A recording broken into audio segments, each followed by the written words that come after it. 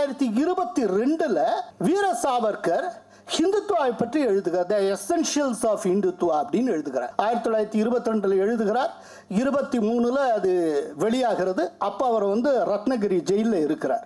அப்போ அந்தமான் சிறையை விட்டு வெளியில வந்துட்டார். ரத்னகிரி சிறையில் இருக்கிறார். அப்போது அது வருகிறது. அதுக்கப்புறம் 1928 அதே புத்தகம் தலைப்பு மாற்றப்படுகிறது. Hindutva who is a Hindu அப்படிங்கிற கேள்விக்குறியோட அது புத்தகமாக வெளியிடப்படுகிறது. சோ ஒரே புத்தகம், ஆனால் 1922 அப்புறம் 28 வந்தது. அதுல ஹிந்துத்துவானா என்ன எல்லா விஷயங்களையும் அவர் டிஃபைன் பண்ணுகிறார். இதுதான் ஹிந்துத்துவா அப்படின்னு. இதுல என்ன ஆச்சரியம் அப்படின்னா, அவர் இந்த விஷயத்தை ரத்னகிரி ஜெயிலில் உட்கார்ந்து டெவலப் பண்ணுகிற போது, அதை ஒரு சித்தாந்த புத்தகமாக அவர் கொண்டு வருகிற போது, அதற்காக சிந்தித்து அவர் குறிப்புகள் எடுத்த போது சக அரசியல் கைதிகள் அவரோடு விவாதிக்கிறார்கள். அப்போ அவங்க சொல்றாங்க, ஹிந்துத்துவா என்பது இந்தியாவில் எப்போதுமே எடுபடாது. ஏன்னா இந்துக்கள் எப்போதும் தங்களை இந்துக்கள் என்று கருதியதே கிடையாது. இதை சாவர்கர்ட்ட வைக்கிறாங்க. அப்போ சாவர்கர் என்ன சொல்லுகிறார் அப்படின்னா, நீங்கள் ஹிந்து சமயத்தை தழுவி ஹிந்து சமயத்தை ஃபாலோ பண்றவங்க யாரோ அவர்கள்தான் இந்து என்று நீங்கள் நினைத்துக் கொண்டிருக்கிற காரணத்தினால் தான் எதுவுமே நடக்கல. ஆனா அப்படி அல்ல, ஹிந்தி என்றால் யார் என்பதற்கு நான் வேறு விளக்கம் வைத்திருக்கிறேன் அப்படின்னு சொல்லி சாவர்கர் சொல்லுகிறார். சாவர்கர் யார் ஹிந்து அப்படிங்கிற கேள்விக்கு ரொம்ப வித்தியாசமான பதிலை சொல்லுகிறார். அவர் சொல்லுகிறார், ஹிந்துனா யார் அப்படின்னா, அவன் இந்தியாவை, இந்த பாரதத்தை தன்னுடைய மதர்லேண்டாகவும் ஹோலி லேண்டாகவும் எடுத்துக்கொள்ள வேண்டும், ஏற்றுக்கொள்ள வேண்டும். அவன் தான் ஹிந்து என்று சொல்லுகிறார்.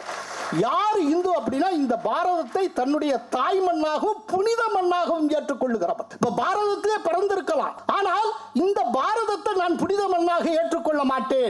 எந்த புனித தலம் மேற்கு நோக்கி இருக்கிறதோ அது மட்டுமே எனக்கு புனித தலம். இந்த பாரதம் இல்லை என்று சொன்னால் வேற விதமா தான் யோசிக்கணும். சாவர்கர் செக்ரிகேட் பண்ணார் ரொம்ப கவனமா. என்ன அப்படின்னா, சாவர்கருடைய நோக்கம் சட்டபூர்வமாக ஒரு நேச்சுரல் சிட்டிசன்ஷிப் அப்படிங்கிற அடிப்படையில் இந்தியாவில் பிறப்பது மட்டுமல்ல, இந்தியாவுடைய வேல்யூஸையும் ஏற்றுக்கொள்ளுகிறவன் இந்தியன்.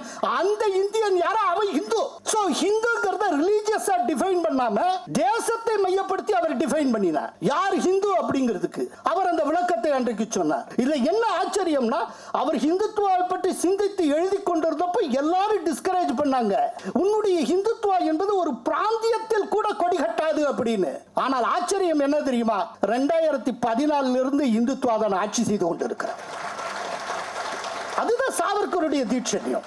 அது சாவர்கர் செய்த மாயம். அவர் ஒவ்வொரு விஷயத்திலும் ரொம்ப தீர்க்கமாக தெளிவாக இருந்தார். அவர் ஆர்கியூ பண்றதே ஒரு லாஜிக்கோட ஆர்கியூ பண்ணுவார். இப்போ கிலாஃபட் மூவ்மெண்ட் அப்போ கிளர்ந்து எழுகிறது. துருக்கிய சுல்தானுக்கு பிரிட்டிஷ் பிரச்சனை கொடுக்கிறது முதல் உலக போர் டயத்துல. அப்போ அந்த துருக்கி சுல்தானுக்கு ஆதரவாக இங்க கிலாஃபட் மூவ்மெண்ட், கிலாஃபட் இயக்கம் என்பது சூடுபிடிக்கிறது. அப்போ அவருடைய முக்கிய தலைவர்கள் ஒருவர் ஷவுகத் அலியின் பேர். இந்த ஷவுகத் அலிக்கும் சாவர்கருக்கும் இடையே ஒரு சம்வாதம், ஒரு வாதம் நடக்கிறது. அப்பதான் சாவர்கர் ஹிந்து ஒற்றுமைக்காக, அதாவது ஹிந்து சங்கத்தன், ஹிந்து ஒற்றுமை இயக்கம் அப்படிங்கிற ஒண்ணு அவர் கட்டமைக்கிறார். அப்ப அவர் சொல்லுகிறார், நீங்கள் அர்த்தமற்ற ஒரு காரியத்தை செய்து கொண்டிருக்கிறீர்கள் சாவர்கர். ஹிந்து ஒற்றுமை என்று இந்துக்களுக்கு என்று தனியாக ஒரு இயக்கத்தை நீங்கள் நடத்தி கொண்டிருக்கிறீர்கள். இப்படி இருந்தால் இந்த ஹிந்துஸ்தானுக்கு ஒரு நாளும் விடுதலை கிடைக்காது. எல்லோரும் சேர்ந்துதான், அத்தனை பேரும் சேர்ந்துதான் விடுதலைக்கு போராடியாக வேண்டும். நீங்கள் இஸ்லாமியர்களை, எங்களுடைய முஸ்லிம்களை தவிர்த்து விட்டு நீங்கள் விடுதலைக்கு போராடினால் வெற்றி கிடைக்காது. அப்ப கேட்டாரு, சரி நான் இந்துக்களை எல்லாம் ஒருங்கிணைத்து இப்படி ஒரு போராட்டம் நடத்துவது தவறானது என்றால் நீங்கள் எப்போது கிலாஃபத் மூவ்மெண்டை கைவிடுவீர்கள் அப்படின்னு கேட்டார். அது முழுக்க முழுக்க எங்க துருக்கியில இருக்கக்கூடிய இஸ்லாமிய ராஜாவுக்காக இவர்கள் செய்யக்கூடிய. உடனே ஷவுகத் அலிக்கு ரொம்ப குறைஞ்சு, என்ன அர்த்தம் இல்லாமல் கேட்கிறீர்கள், இந்த கிலாஃபத்தை நடத்தி கொண்டிருப்பது அங்கீகரித்திருப்பதும் யாரு தெரியுமா, அவர் ஒரு ஹிந்து. அவர் ஹிந்துன்னு சொன்ன மகாத்மா காந்தி. சோ காந்தியுடைய ஆசீர்வாதத்தோட அவருடைய தலைமையின் அடிப்படையில் இருந்தாலும் அவருடைய தலைமையில் தானே நாங்களே மூவ்மெண்ட் நடத்திட்டு இருக்கோம். அப்புறம் என்ன, ஒரு ஹிந்துவின் தலைமையில் தான் கிலாஃபட் நடக்கிறது என்கிற போது உங்களுக்கு என்ன பிரச்சனை, அதுல என்ன பிரச்சனை வந்துவிடும். உடனே டக்குன்னு திருப்பி அடிச்சார் சாவர்கர். சரி, ஒரு ஹிந்துவின் தலைமையின் கீழ் இந்த கிலாஃபட் நடக்கிறது என்பதாலேயே அதை நான் நம்பலாம் என்று சொன்னால், நான் ஆரம்பித்திருக்கிற இந்து ஒற்றுமை இயக்கம் இந்துக்களுக்காக இந்துவின் தலைமையில் தானே நடந்து கொண்டிருக்கிறது, அதை அங்கீகரிப்பதில் உங்களுக்கு என்ன பிரச்சனை அப்படின்னார். இதை ஷவுகத் அலி எதிர்பார்க்கல. என்னடா இது பதிலுக்கு பதில் திருப்பி சாத்தினா, அப்புறம் சாவர்கர் இன்னொன்னு சொன்னார், உங்களுடைய கிலாஃபத் மூவ்மெண்ட்டுக்கு ஒரு ஹிந்து தலைமை தாங்கலாம் என்று சொன்னால் நான் ஆரம்பித்திருக்கக்கூடிய இந்த இயக்கத்தில் முஸ்லிம்களாகிய நீங்களும் பங்கேற்கலாமே, இதில் என்ன தப்பு? நான் ஹிந்து என்றால் யார் என்று சொல்லி இருக்கிறேன், தயவு செய்து படித்து பாருங்கள். நீங்கள் எல்லோரும் என்னுடைய சகோதரர்கள் தானே. பாரதிய விழுமியங்களோடு இருந்தால் நீங்கள் பாரதிய, நீங்கள் இந்துக்கள் தான், எல்லோரும் ஒரு காலத்தில் இந்துவாகத்தானே இருந்தீர்கள் அப்படின்னு அவர் சொன்னார். இது ரொம்ப ஆச்சரியமான விஷயம். அதே போல சாவர்கர் சொல்லியிருக்க பல்வேறு விஷயங்கள், அதாவது இப்போ இன்னும் கொஞ்ச நாள்ல கூட்டணி பத்தி எல்லாரும் பேச ஆரம்பிச்சிருவோம், எலெக்ஷன் வரப்போகுது. கூட்டணி பற்றி சாவர்கர் முன்னாலே ஒன்று சொல்லியிருக்கிறார், ஒரு சூத்திரம், if you come with you, if you don't without you, if you oppose in spite of you. வந்தேனா உன் கூட, வல்லையா நீ இல்லாம, எதிர்த்தேனா உன்னையும் மீறி. இது சாவர்கர் சொன்னது. இந்த மேடையில் நிறைய பிஜேபி லீடர்ஸ் இருக்காங்க, எல்லோருமே நினைவில் வச்சுக்க வேண்டிய ஒரு விஷயம், சாவர்கர் என்னைக்கும் சொல்லிட்டு போயிருக்கிறார். நம்ம எல்லாத்துக்கும் வழிகாட்டக்கூடிய ஒரு விஷயம். அதற்காக சொல்லி இதனால தான் அவரை சாவர்கரை வந்து தீர்க்கதரிசி அப்படி. அவர் வந்து கப்பலில் கொண்டு வராங்க, பிரிட்டிஷ் கப்பலில் ஏற்றி கொண்டு வராங்க. பிரான்ஸ் துறைமுகத்தில் நிற்கிறது, திடீர்னு தப்பிச்சு ஓடுகிறார். அதில் இருக்கக்கூடிய ஒரு ஜன்னல் வழியாக நீச்சல் அடித்து வெளியில் வந்துடுறாரு. கரைக்கு வந்து சேர்ந்து விடுகிறார், தப்பித்து விடுகிறார். எல்லாம் நடக்குது. நடந்தால் உடனே பின்னால் அந்த பிரிட்டிஷ் கப்பலில் வந்து இவரை பாதுகாப்புடன் கூட்டிக் கொண்டு வந்த அந்த காவலர்கள், பிரிட்டிஷ் காவலர்கள் ஓடி வர்றாங்க. அதுக்குள்ளே இவர் வந்து பிரெஞ்சு மண்ணுக்குள்ள வந்துடுறார், அதாவது பிரெஞ்சு நாட்டினுடைய துறைமுகத்தில் இருக்கிறார். இப்போ பிரெஞ்சு போலீஸ் அங்கே நிற்கிறப்போ இவர் இங்கிலீஷில் சொல்லுகிறார், நான் உன்ட்ட பொலிட்டிக்கல் அசைலம் கேட்குறேன், தயவு செய்து என்ன விட்டு அலோ பண்ணு அப்படின்னு. அதுக்குள்ளே பிரிட்டிஷ்கார அந்த போலீஸ் வந்து பிரெஞ்சு போலீஸ்ட பேசுகிறாங்க. இதில் வந்து ஒரு மொழி பிரச்சனை, டக்குன்னு அந்த பிரெஞ்சு போலீஸ் வந்து பிரிட்டிஷ்காரர்கள்ட்ட சாவர்கரை ஹேண்ட் ஓவர் பண்ணிடுறாங்க. இதுல என்ன ஐடியா இருந்ததுன்னா, அவர் வரணும், வந்ததும் மேடம் காமா அம்மையார், அங்க இருக்கக்கூடிய இவர் வீரேந்திர சட்டோபாத்யாயா, இவர்கள் எல்லாம் கரெக்டா கார்ல வந்து அவரை பிக்கப் பண்ணிட்டு போறதாக பிளான். அவர்கள் வர்றதுக்கு ஏதோ ஒரு காரணத்துல டிலே ஆச்சு. அந்த டிலேனால மீண்டும் சாவர்கர் பிரிட்டிஷ்காரர்கள்ட்ட மாட்டிக்கொள்ளுகிறார். அவர் மட்டும் மாட்டிக்காமல் இருந்திருந்தால் சரித்திரமே வேறாக மாறி இருக்கும், அது வேற விஷயம். அவர் மாட்டிக்கொள்ளுகிறார். மாட்டிட்டு திரும்ப அவரை பிடிச்சு கொண்டு போய் கப்பல்ல ஏத்தி அடைச்சு பெரும் பாதுகாப்போட கப்பல்ல அவர் வந்து ஏத்துறாங்க. அந்த சூழ்நிலையில சாவர்கர் ஒரு கவிதை எழுதுகிறார். அந்த கவிதையில் அவர் சொல்லுகிறார், என் செயல்கள் எல்லாம் என்னிடம் ஆரம்பித்து என்னிடமே முடிந்து விடுகின்றன, என்னை ஒழிக்கும் எதிரி இன்னும் பிறக்கவில்லை.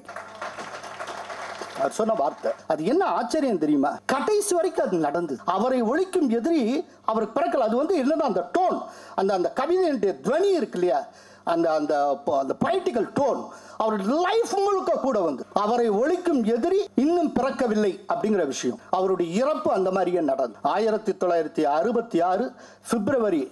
இன்னும் முடிக்கணுமா? ஒரு 5 நிமிஷம். நல்ல புக்கை பத்தி நல்ல விஷயமா பேசிட்டு இருக்கேன். ஓகே, அதாவது 1966 பிப்ரவரி 1ஆம் தேதி அவர் இனி வாழ்க்கையை நீட்டித்துக் கொள்ள வேண்டாம், இறப்பது என்று முடிவு செய்கிறார். இனி உணவு சாப்பிடுவதில்லை சொல்லி உணவை துறக்கிறார். 28ஆம் தேதி இறந்தார் 1966. ஒரு ஆச்சரியம் என்னன்னா, சாவர்கரின் இறப்பை சாவர்கர் தான் தீர்மானித்தார்.